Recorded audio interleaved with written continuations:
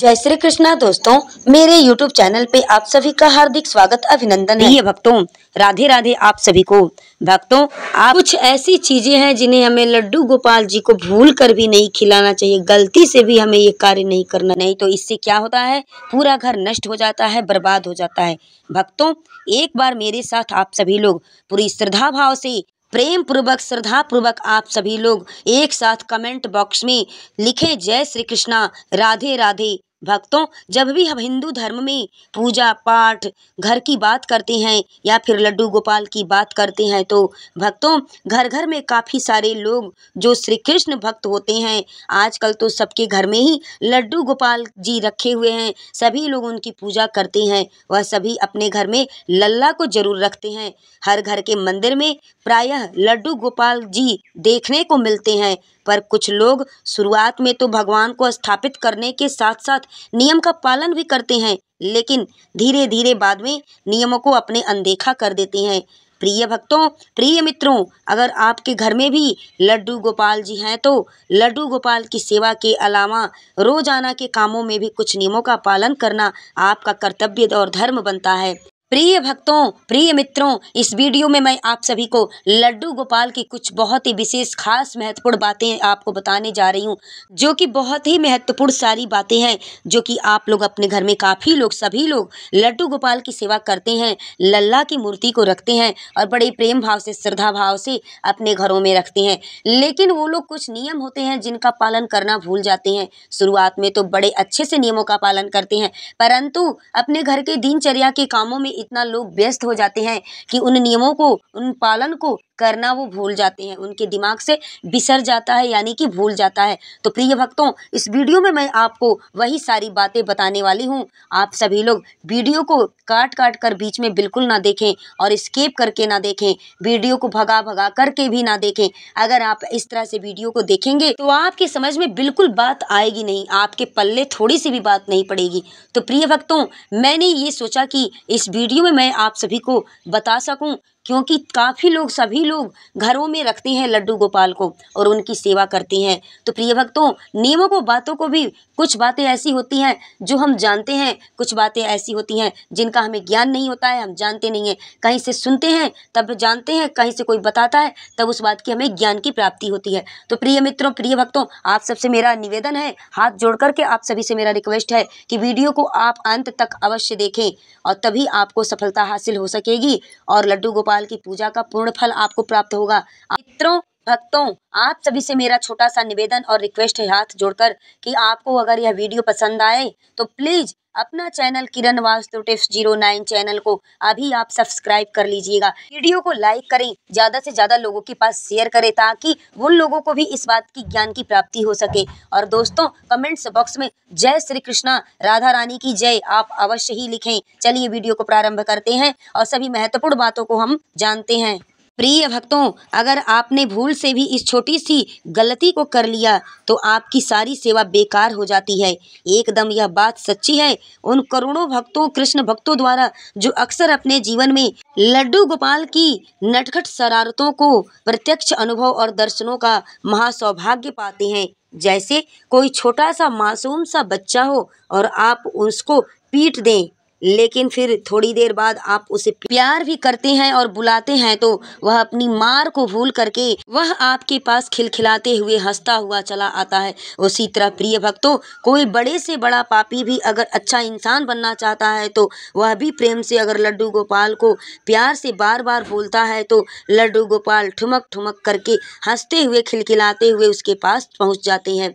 हमारे शास्त्रों में लाड़ लड़ाने की बड़ी महिमा बताई गई है। कई लोगों को तो पता ही नहीं होता है कि लाड़ लड़ाना किसको कहा जाता है।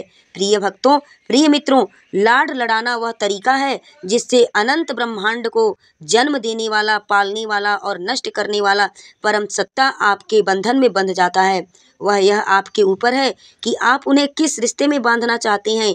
भक्तों, आप जिस भी रिश्ते से सबसे ज़्यादा प्यार महसूस करते हैं, चाहे वह छोटा हो या बड़ा हो, भाई का हो या भतीजे का हो या भांजा का हो, कोई भी रिश्ता हो, उसी रिश्ते से बिना किसी संकोच के बाल गोपाल को जोड़ें और फिर कुछ दिनों तक उन रिश्ते को निभाएं, नियम से निभाएं।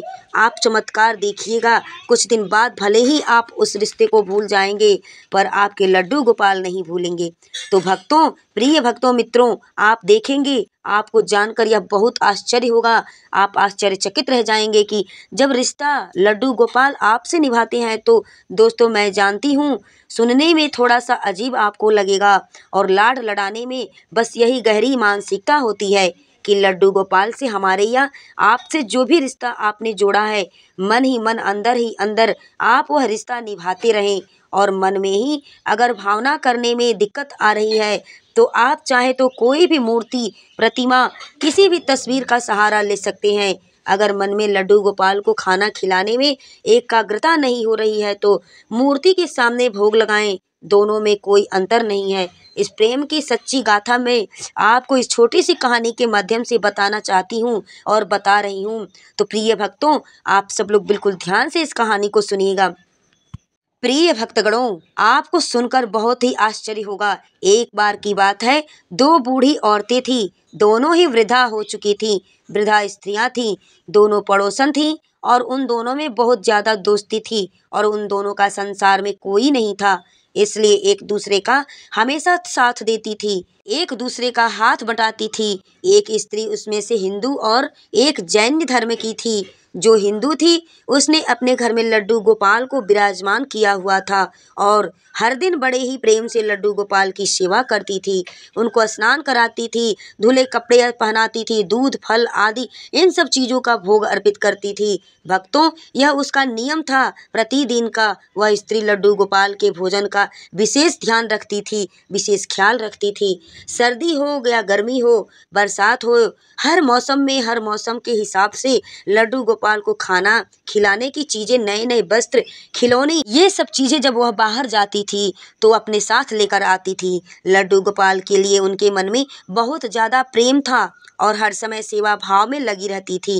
भक्तों, एक बार हिंदू वृद्धा 1 महीने के लिए तीर्थ यात्रा पर जा रही थी। दूसरी स्त्री यानी कि अपनी पड़ोसन को भी उन्होंने चलने के लिए बोला, किंतु वह अधिक वृद्धा थी, वृद्धावस्था में थी, इसलिए उन्होंने मना कर दिया। अब कुछ दिन बाद वह हिंदू वृद्धा तीर्थ यात्रा के लिए निकल गई। उसके जाने के पहले उस पहली वाली हिंदू औरत ने उनको लड्डू गोपाल की सारी सेवाएं समझाई और पूछा कि आप लड्डू गोपाल की सेवा कर लोगे? जैन धर्म की स्त्री ने कहा हाँ बोल दिया और शुरू से वह बहुत उत्साहित थी कि उसको लड्डू गोपाल की सेवा करने का अवसर प्राप्त हुआ था। वह उस दिन उसने बड़े प्रेम से लड्डू गोपाल की सेवा की, भोजन कराने से लेकर के शयन तक कराया। भक्तों, सभी कार्य पूर्ण श्रद्धा के साथ किए और जैसे जैसे बताया था जैनी स्त्री ने वैसे वैसे किया और वह अपने घर शयन के लिए चली गई। भक्तों, जब अगले दिन वह लड्डू गोपाल की सेवा के लिए गई तो उसने लड्डू गोपाल को स्नान कराने की तैयारी की और जब वह लड्डू गोपाल को स्नान कराने लगी तो उसने देखा कि लड्डू गोपाल के पाँव पीछे की ओर मुड़े हुए हैं। उसने पहले कभी लड्डू गोपाल के पाँव नहीं देखे थे। जब भी उसने देखा था उसने वस्त्रों में देखा था। भक्तों, वह स्त्री अब यह सोचने लगी, वह यह नहीं जानती थी कि लड्डू गोपाल के पाँव हैं और ऐसे घुटनों के बल बैठे हुए लड्डू गोपाल के पाँव पीछे की ओर देखकर वह डर गई। सोचने लगी, यह मेरे लड्डू गोपाल को क्या हो गया, इनके पाँव कैसे मुड़ गए। भक्तों, उस जैन स्त्री ने हिंदू वृद्धा से सुन रखा था कि लड्डू गोपाल जीवंत होते हैं। उसने मन में विचार किया कि मैं इन पैरों की मालिश करूंगी, हो सकता है उनके बाम से ठीक हो जाए। भक्तों, बस फिर क्या था, भक्ति भाव में डूबकर वह भोली भाली जैन वृद्धा महिला ने लड्डू गोपाल के पैरों की मालिश शुरू कर दी।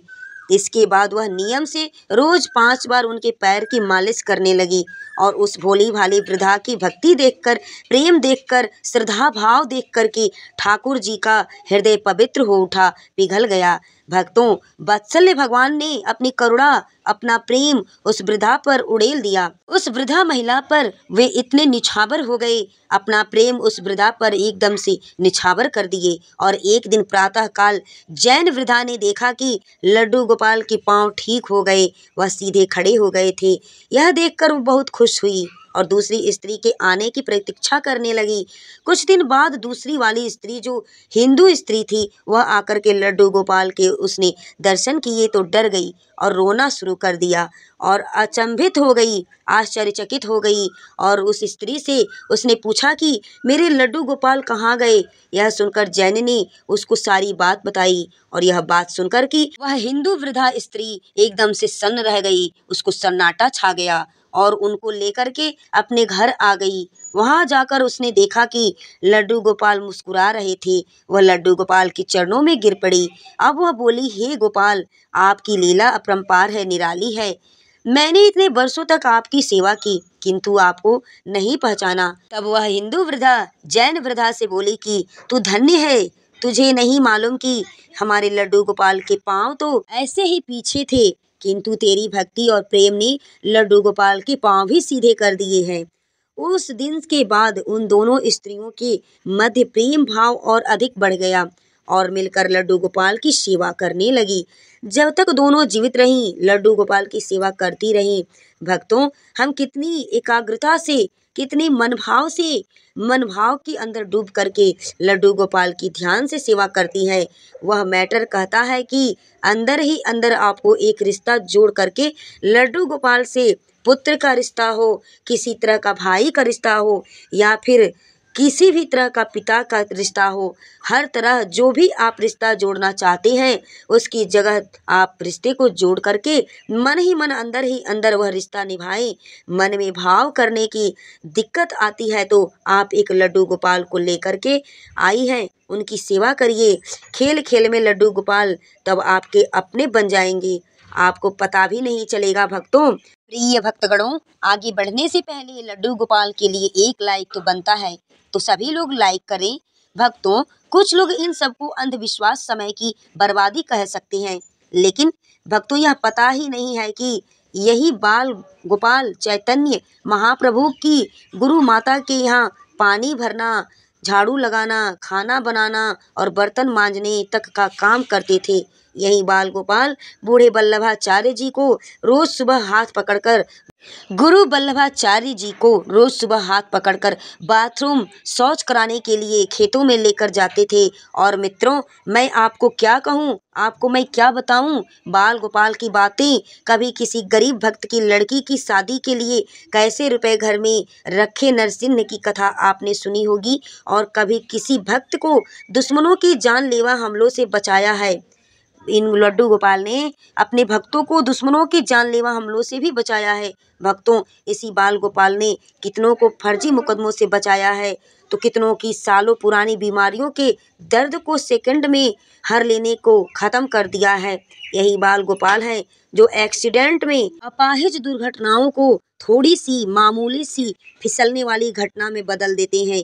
यह वही बाल गोपाल है जो भविष्य में होने वाले जो कैंसर जैसी बीमारी को भी मामूली बीमारी में बदलकर खत्म कर देते हैं। यह ऐसा मजबूत रिश्ता निभाते हैं कि 24 घंटे आपके साथ ही रहते हैं, और एक बार आप इनसे रिश्ता जोड़ लेते हैं तो यह आपको छोड़कर कहीं जाते नहीं हैं। तो प्रिय भक्तों, प्रिय मित्रों, जब 24 घंटे का यह अति प्यारा, अति सुंदर, अति मनमोहक हमें सुरक्षा प्रदान करते हैं, भक्तों, हम आपको प्रिय भक्तों बता देते हैं कि इस दुनिया की हर स्त्री लड्डू गोपाल की माँ और हर आदमी पिता बनने के महा सौभाग्य को निश्चित पा सकता है। और अगर घर के मंदिर में आप लड्डू गोपाल को विराजमान करते हैं, स्थापित करते हैं, तो आपको इन बातों का ध्यान रखना बिल्कुल आवश्यक होता है। आपको बिल्कुल इन सभी बातों को ध्यान रखना चाहिए, इन बातों से आपको सावधानियां बरतनी चाहिए। भक्तों, इन लड्डू गोपाल जी को अपने फैमिली, अपने परिवार के मेंबर्स, सदस्य की तरह इनका आपको ध्यान रखना चाहिए। प्रिय भक्तगणों, रोजाना के कामों में नियम का पालन करना चाहिए। सबसे पहले मन में यह बात बिठाना बहुत जरूरी होता है सबके लिए कि जिस भी घर में लड्डू गोपाल जी का प्रवेश हो जाता है, वह घर लड्डू गोपाल जी का हो जाता है। इसलिए प्रिय मित्रों, जब आप लड्डू गोपाल जी को अपने घर में स्थापित कर लें, तो आप अपने मन से बिल्कुल यह समाप्त कर दें कि यह घर मेरा है और लड्डू गोपाल जी का घर है ये। इस भाव को अपने मन में सबसे पहले आपको घर करना चाहिए। इस मन में आपको यह विचार करना चाहिए कि यह घर मेरा नहीं है, यह घर तो मेरे लड्डू गोपाल जी का घर है। प्रिय भक्तों, अब दूसरी बात यह है कि लड्डू गोपाल जी अब आपके परिवार के सदस्य हैं। सच तो यह है कि यह परिवार अब लड्डू गोपाल जी का है। इसलिए मित्रों, भक्तों, लड्डू गोपाल जी को परिवार के एक सम्मानित सदस्य का स्थान प्रदान करें और कोई ना कोई नाता उनसे अवश्य ही जोड़ें। जैसे मैंने अभी आपको बताया, मैंने इस वीडियो में आपको बताया, जैसे मैं बोली हूँ कि भाई का रिश्ता हो, पुत्र का रिश्ता हो, मित्र का रिश्ता हो, गुरु का रिश्ता हो, बेटे का रिश्ता हो, कोई भी रिश्ता आपका हो, उनसे नाता हो, आप जो बनना चाहते हैं, बनाना चाहते हैं, उनको बनाएं और उसी प्रेम और निष्ठा से उस रिश्ते को निभाएं। भक्तों, अपने लड्डू गोपाल जी को एक प्यारा सा नाम आप अवश्य दें। कोई कन्हैया कहता है, कोई कृष्ण कहता है, कोई कान्हा कहता है, कोई लल्ला कहता है। जो इच्छा वह नाम आप दें, वह जरूर परिवार के सदस्य की जैसे आप हर आवश्यकताएं पूरी करते हैं, उसी तरह से एक लड्डू गोपाल जी का आपको हर समय उनकी आवश्यकताओं का ध्यान रखना चाहिए। कोई भी ताम झाम नहीं करना है बिल्कुल भी आपको। वह आपके प्रेम और भाव के भूखे होते हैं। इसलिए मित्रों, जितना प्रेम हो आपके अंदर, जितना भाव हो आपके अंदर, आप उन्हें अर्पित करें और उन्हें अर्पित कर सकते हैं। बस वो उतना आपके हो जाते हैं। किसी भी घर में प्रवेश के साथ ही लड्डू गोपाल जी की प्राण प्रतिष्ठा हो जाती है। कोई अलग से प्राण प्रतिष्ठा की जरूरत नहीं होती। इसलिए प्रिय मित्रों, प्रिय भक्तों, उनको मात्र प्रतिमा ना समझ करके घर के एक सदस्य के रूप में उनके साथ व्यवहार करना चाहिए। उन्हें एक सुंदर सा आसन देना चाहिए। उनकी स्थापना आपको सुंदर से आसन पर करनी चाहिए। आसन लाल रंग का हो, पीले रंग का हो या केसरिया रंग का हो, फूलों और रत्नों से सजा हुआ हो, यह उनको बहुत ही प्रिय होता है। प्रिय मित्रों, प्रिय भक्तों, इसके बाद भगवान के चरण धोएं। भगवान के चरणों को धोते समय इसमें शुद्ध पानी भरकर फूलों की पंखुड़ियाँ उनमें आपको डालनी चाहिए। रोज उनको स्नान कराना चाहिए। जैसे हम रोज स्नान करते हैं, रोज स्नान उन्हें भी करवाएं।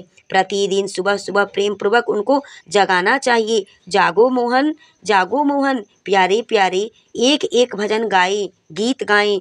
जो आपको आता है सिर्फ बोलें, लाल लाल उठ जाइएगा। इस प्रकार से हाथ जोड़कर आप उन्हें बोलें, लल्ला उठ जाइए, अब भोर हो गई, सुबह हो गई, लल्ला मेरे प्यारे लल्ला उठ जाइए। इस तरह से जो भी आपको आता है, जिस तरह से भी आता है, उनको पहले सुबह में प्रातः काल में उनको जगाएं और अपनी हाथों को, अपनी बाहों को फैला करके उनको जगाएं। आप देखेंगे आपका दिन कितना खूबसूरत होने वाला है। प्रिय भक्तों, जब आप उनको स्नान कराएंगे और उनको स्नान कराने के लिए प्रयोग में आने वाले जो द्रव्य होते हैं, पानी, दूध, इत्र और सुगंधित पदार्थ, इनको स्नान कहते हैं। स्नान कराने के समय आपको यह बात ध्यान रखनी चाहिए कि जिस तरह घर का कोई भी सदस्य सर्दी में गर्म पानी और गर्मी में ठंडे पानी से स्नान करता है, उसी प्रकार से लड्डू गोपाल जी के स्नान के लिए मौसम के अनुसार पानी का चयन करना चाहिए। भक्तों, स्नान के बाद प्रतिदिन धुले हुए स्वच्छ वस्त्र पहनाएं और उसी तरह से उनका ड्रेस भी सजा करके रखना चाहिए। जैसे ठंड में ऊनी वस्त्र पहनाते हैं, गर्मियों में आप सूती वस्त्र पहनाते हैं, उसी प्रकार के वस्त्र उनको पहनाने चाहिए। भक्तों, मित्रों, सर्दी गर्मी से बचाव का प्रबंध उनको करना चाहिए। गर्मी के लिए आप उनको कूलर लगा सकते हैं, पंखा लगा सकते हैं, हाथ के पंखे रखें और मौसम के अनुसार वस्त्र पहनाएं।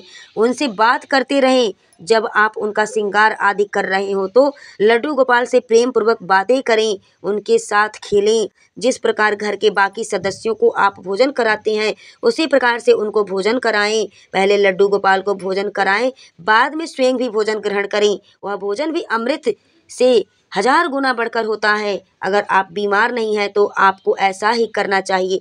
बाकी जो डायबिटीज पेशेंट हैं, किसी भी प्रकार की बीमारी से ग्रसित हैं, वो लोग आप नहीं भूखे रह सकते हैं। इस तरह की समस्या है तो आप माँ हैं, लड्डू गोपाल से पहले भी आप भोजन खा सकती हैं। लेकिन आप ध्यान रखें, कोई भी सदस्य घर का पहले लड्डू गोपाल जी की सर्वप्रथम सेवा कर लें, उनको भोजन करा लें। उसके बाद से आप माँ हैं तो आप भी भोजन कर सकती हैं।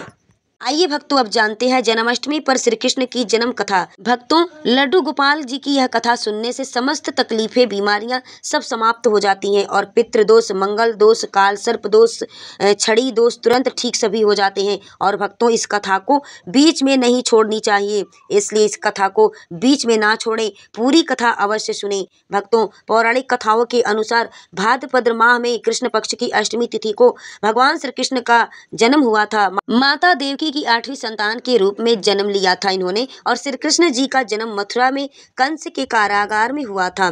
तब माता देवकी राजा कंस की बहन थी।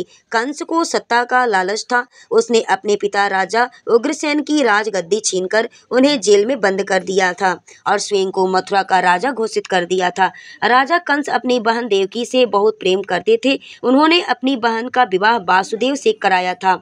लेकिन जब वह माँ देवकी को विदा कर रहा था, तभी एक आकाशवाणी हुई कि देवकी का 8वां पुत्र कंस की मौत का कारण बनेगा। यह सुनकर कंस डर गया। उसने तुरंत अपनी बहन को, उनके पति वासुदेव को जेल में बंद कर दिया और उनसे आसपास सैनिक और पहरेदार लगा दिए। कंस अपनी मौत के डर से देवकी और वासुदेव के 7 संतानों को मार चुका था। कृष्ण जी का जन्म इसके बाद भाद्रपद माह कृष्ण पक्ष की अष्टमी तिथि को रोहिणी नक्षत्र अंधेरी रात में भगवान कृष्ण ने देवकी माता की 8वीं संतान के रूप में जन्म लिया। श्री कृष्ण के जन्म लेते ही कोठरी प्रकाश में हो गई और आकाशवाणी हुई कि विष्णु जी ने कृष्ण जी के अवतार में देवकी के यहाँ जन्म लिया है। उन्हें गोकुल में बाबा नंद के पास छोड़ आए और उनके घर एक कन्या जन्मी है, उसे मथुरा लाकर कंस को सौंप दे। आकाशवाणी सुनते ही वासुदेव के हाथों की बेड़ियां खुल गई। सभी पहरेदार सोने लगे। कान्हा की एक टोकरी में बाल गोपाल को रखकर सिर पर रख लिया नंद गोपाल जी ने और गोकुल की ओर चल पड़े। कान्हा को गोकुल धाम ले जाने में वासुदेव को कई मुसीबतों का सामना करना पड़ा। यमुना की नदी कृष्ण की चरणों को स्पर्श करने के लिए उफान मारने लगी और लेकिन चरण स्पर्श के बाद वह फिर से शांत पड़ गए और बाल गोपाल को बाबा नंद के पास छोड़ आए और गोकुल से कन्या को लेकर वापस लौट आए और जेल के फाटक अपने आप फिर बंद हो गए और उनके हाथों में जकड़ी गई बेड़ियां भी लग गई। तब भक्तों, कन्या के रोने की आवाज सुनते ही सभी पहरेदार उठकर कंस को बताया। तब कंस बंदी गृह आया। वह कन्या को देवकी और वासुदेव की 8वीं कन्या समझ के उसने मारने की कोशिश की। मारने के लिए चला, लेकिन वह आकाश में उड़ गई और फिर से आकाशवाणी हुई कि कंस, तू मुझे क्या मारेगा?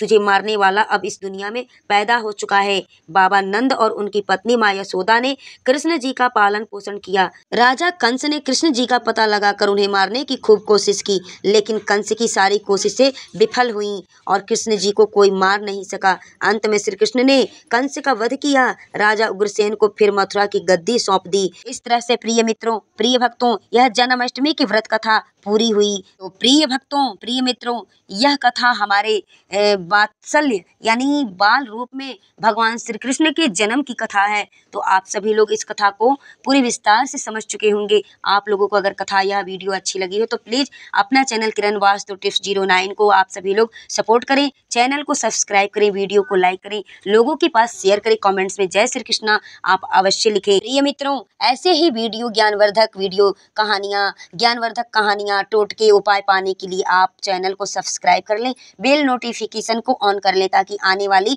हर प्रकार की वीडियो आप तक आसानी से जा सके। मित्रों, वीडियो में लास्ट तक बने रहने के लिए आप सभी को मेरे तरफ से दिल से बहुत बहुत धन्यवाद।